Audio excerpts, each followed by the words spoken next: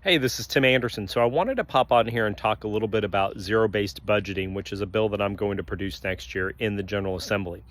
So the way that government budgets typically function is, let's say you have a state agency and there's a $10 million budget for that state agency.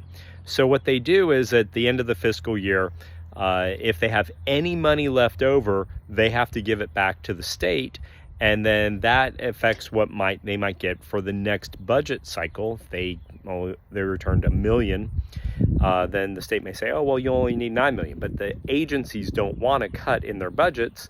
So what they do is they find ways to spend it on anything and everything. And I've sat in board meetings with state agencies before, and at the end of their fiscal year, they're giving bonuses to their employees, they're buying equipment that they don't necessarily exactly need, just to blow through and spend their money so that they can get that same money or more the next year, because giving it back to the state is just something that they don't like to do.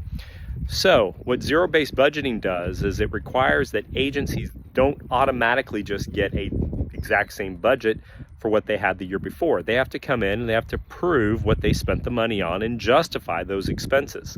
And what you'll see with zero-based budgeting is basically a increase of accountability and exposure of waste, fraud, and abuse.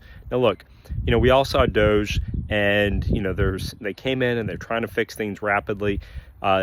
Zero-based budgeting is not a rapid fix, but what it does do is it's going to show waste, fraud, abuse, nonsense that's in the budgets, and it allows auditors to determine how much does this agency actually need. So if you guys got $10 million last year, well, maybe you only need 8.5 million because you've really just kind of squandered a bunch of this money here, there, and everywhere.